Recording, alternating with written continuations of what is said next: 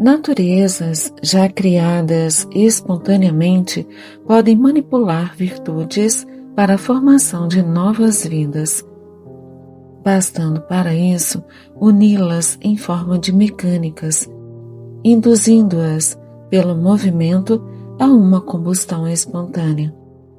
Virtudes são sementes vivas que, se unidas na forma de mecânicas, se transformam em outras vidas, servindo, assim, de matéria-prima para a criação de mundos, que, por sua vez, idealizam criações diversas a partir de si próprios.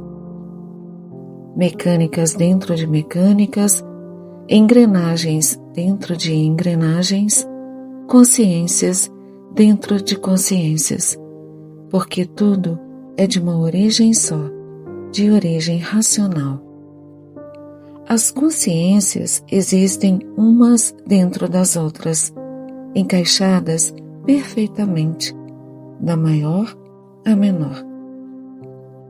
Todas as mecânicas se fundamentam nas virtudes, que dão início à vida, e toda virtude é a menor partícula racional do universo. Por isso, racional é uma coisa só. Esse mundo de imperfeição é que transformou uma coisa só em um monte de coisas, que se tornaram todas efêmeras, porque racional é uma coisa só. Racional é a verdade que dentro da imperfeição parecia não existir. Não existem verdades imperfeitas. Existem, sim, muitas árvores da vida no universo primordial. Das árvores da vida nascem as sementes divinas da eternidade para a formação de mundos. Mundos que geram novas criaturas racionais, puras, limpas e perfeitas, através de uma mecânica virtuosa chamada de raciocínio, que é uma estrutura eterna, criada por Deus com virtudes muito antigas, tão poderosas que somente Deus é capaz de desfazê-las. Júlio César. Obrigado, Cris. Sigamos. O raciocínio é uma mecânica eterna, indestrutível, mas o corpo que um raciocínio venha a habitar não necessita de virtudes tão poderosas. O corpo, para ser eterno, como é o raciocínio, precisa ter apenas um grau de pureza, de maturidade, que seja de força de tração e não de repulsão. Como uma balança, as virtudes nascem repulsivas, não permitindo a união delas.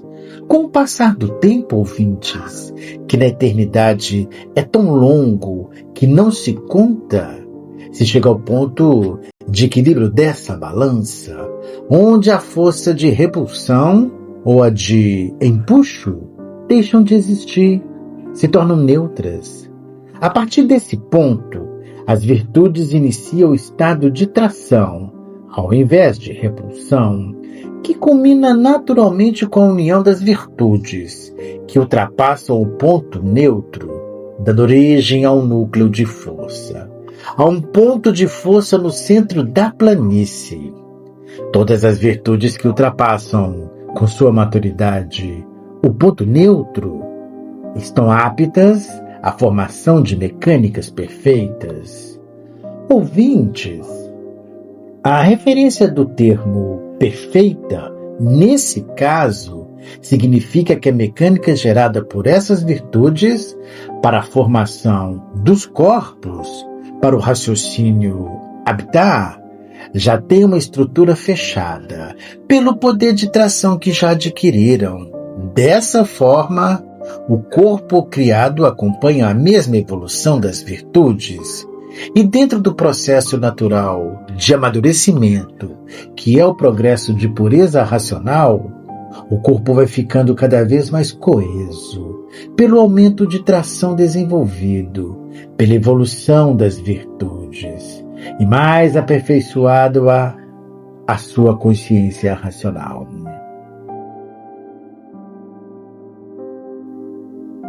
Cris,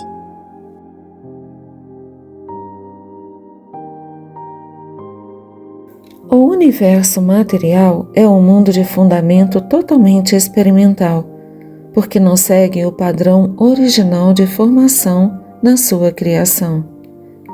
A formação natural se fundamenta na máxima de que as mecânicas de vida sejam formadas por virtudes com já longo tempo de apuração, para que dentro do progresso natural já possuam poder de tração suficiente para a formação de uma mecânica fechada e, portanto, eterna.